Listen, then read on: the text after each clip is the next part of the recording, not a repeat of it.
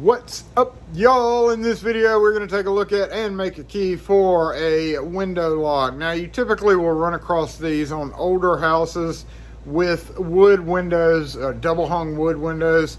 It is designed to, this side is on the fixed window, this side is on the movable window, and when you turn that little flip lever, it lets you raise the window after you break away the paint. Now you might be saying, Jason, why do you even need to do that? Just unscrew the screws that are right there. Well, one of the really fun things about older houses is they typically have a pane of glass right there behind it. It's like, that's the window. The window's right there.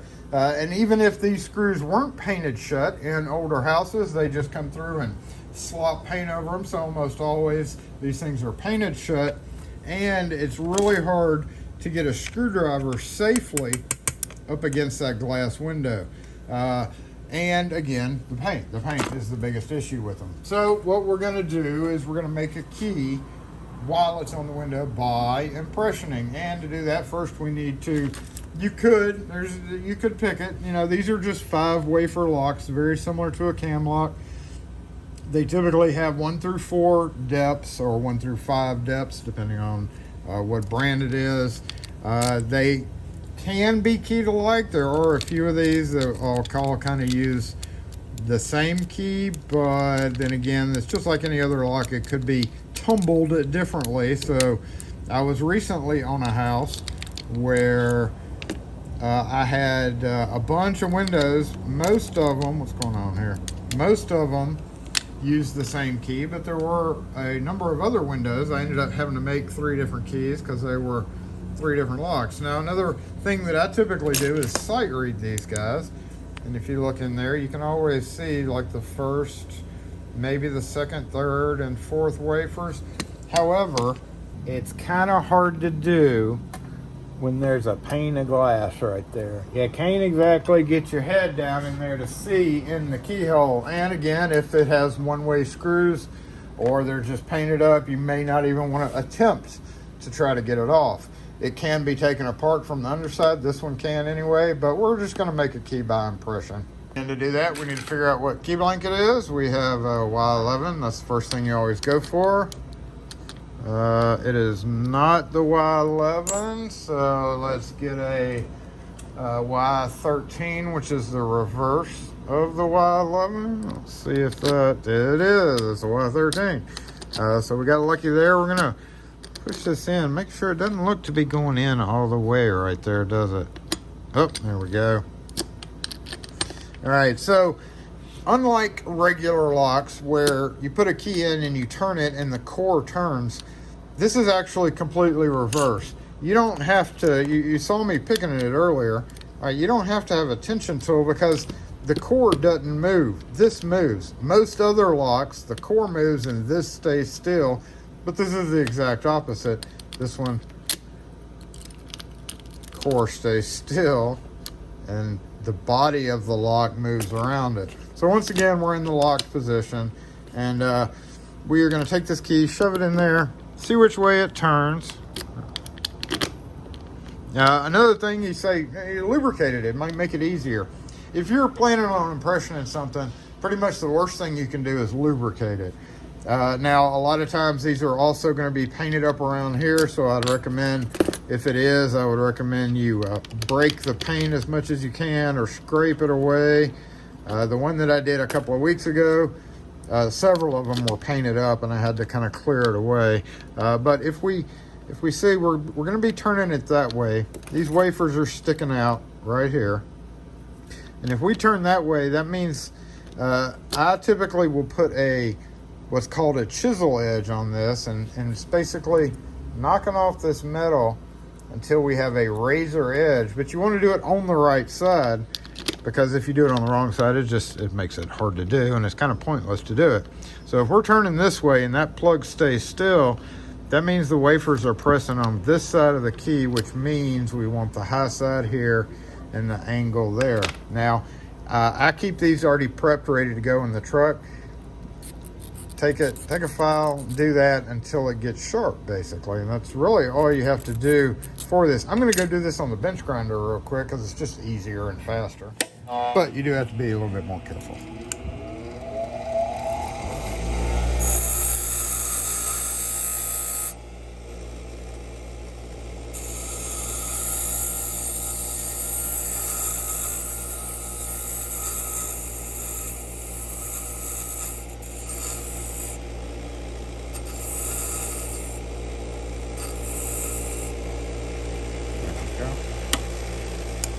Okay, we're going to come back over here and we're going to look and see what our results are. We need to file it a little bit more there. So let me grab, where'd that file go? We're going to put this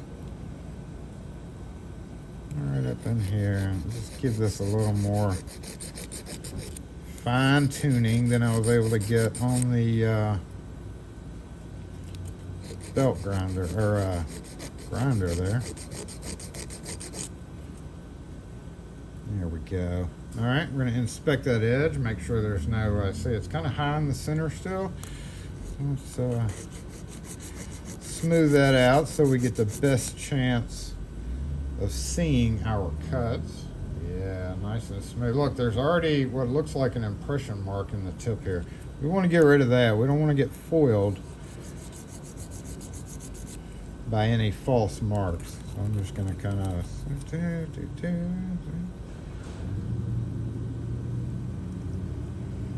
nope, still got a little mark here at the tip.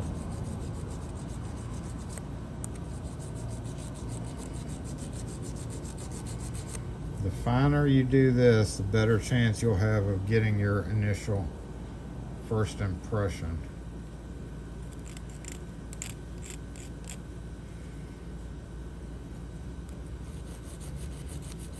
Just like a knife, you want it as sharp as possible. Okay, so not perfect. I see this in the middle here.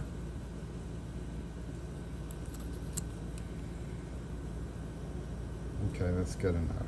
That's good enough. All right, we're gonna come over here, stick it in the hole. Make sure you go in all the way. And we're gonna hold it just like this and start turning. Now, it's got a lot of slop in it, so I don't really, it's always better to hold the key and then turn this, because while this would put some marks in it, it also kind of makes it floop around. I guess that's the word we're looking for. So just gonna hold it still and turn it a few times. Wow, that took forever to focus.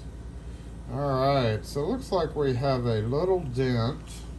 Let's get a Sharpie so I can show you what I'm seeing in case you can't see it on camera. You can definitely see there's a little dent right there. Right there. So that's something. Oh, Jason needs a new Sharpie. There's something right there.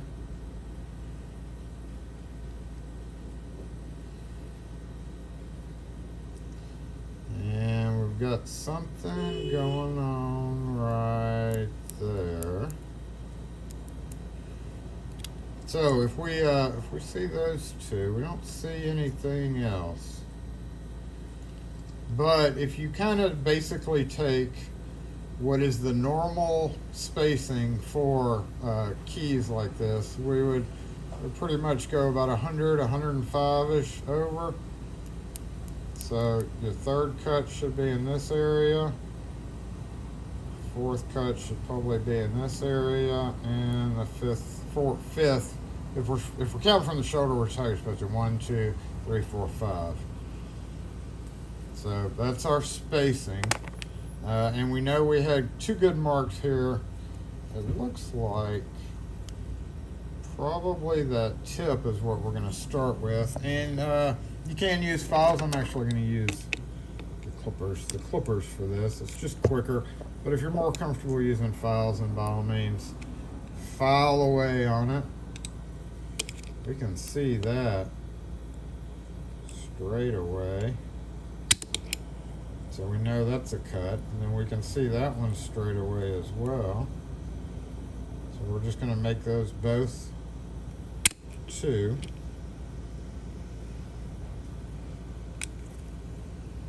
And I feel like this is an impression mark right there. If you turn your blank in different lights, you can actually see this mark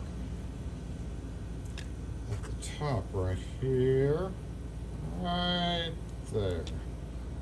And that does kind of line up with that first cut. So we're gonna go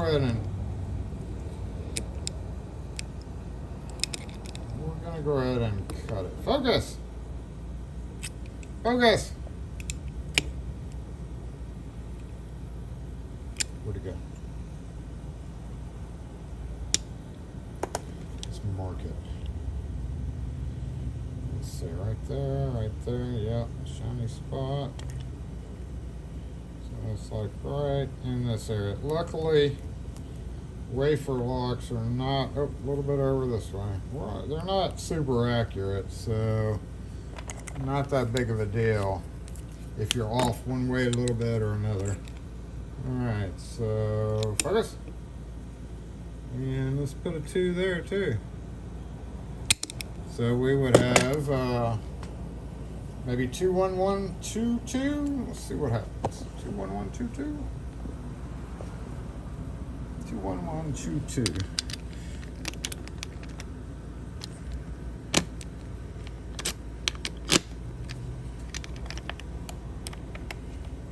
Oh, look at that. All right, so it's really tight, but what that's doing is putting a definite mark in our wafer. Definite mark should come up here. We know we're right on it. Looks like maybe a spacing issue. See, it really marked it right there. Let's give that little clippy clip back a hair to see if that was the problem.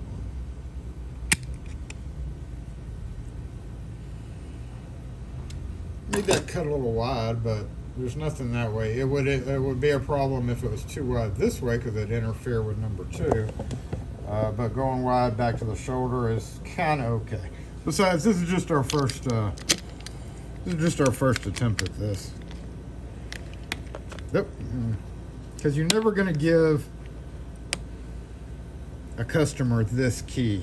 Oh, really tight, really tight. What's going on here? You always want to start over and cut them fresh keys, just like with any impression key. There we go. Look at that. We got rid of that black. We can see it denting in right in that area right there. Right there. See that little mark? It tells us that's what's holding us up. So let's nick it down a little bit. So maybe instead of a 2, that's a 3. The bad thing about the clippers is they're, especially with an angled blade, is they're a little hard to clip a tiny amount. Yo, much smoother. I think we're on it. We're definitely good enough.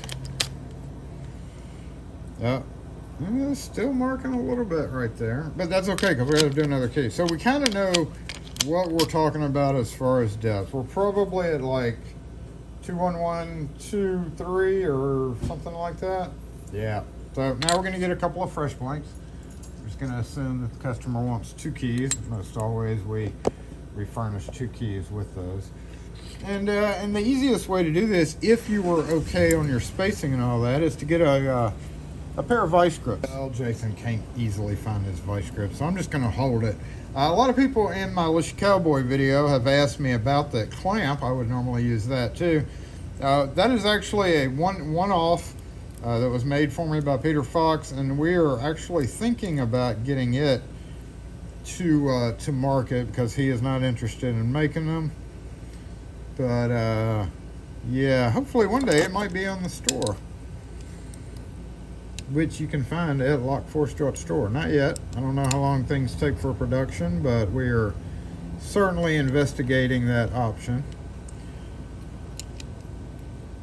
This would be much easier if I had a pair of vice grips to clamp that, but let's just wing it since there's not a whole lot of complicated cutting here.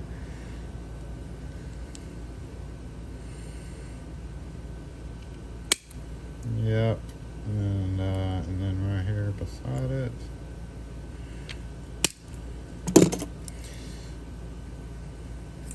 see a little nick right there. Okay, let's see what happens.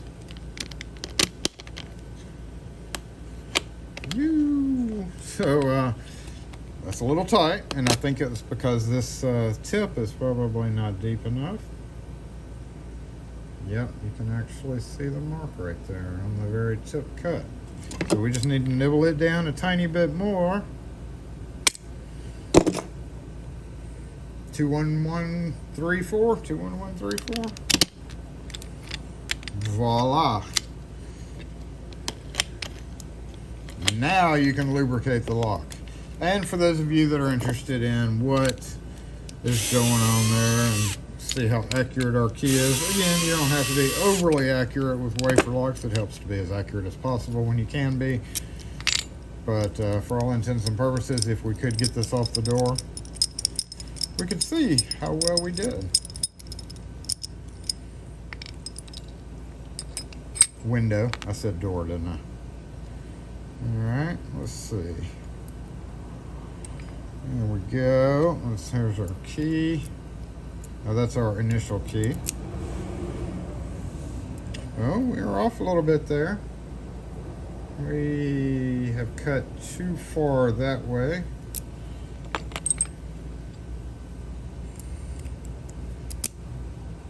Ah, much better. Much, much better. Look at that. Perfect. Dead on. Oh. Could go a little bit deeper there too, couldn't we? Let's check that against the key blank. Let's see what the blank tells us.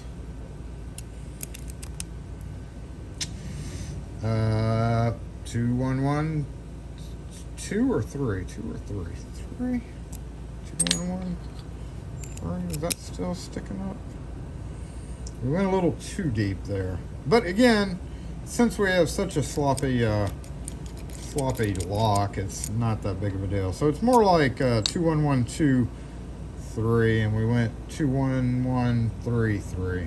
So if we were able to do that, then we could come back through and say 2.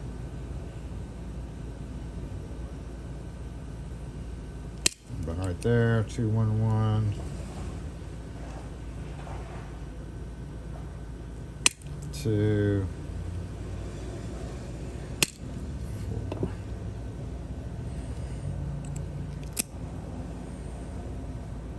Perfect. Perfecter. Even more perfecter. Oh, well, it's a little tight. What's going on? 211.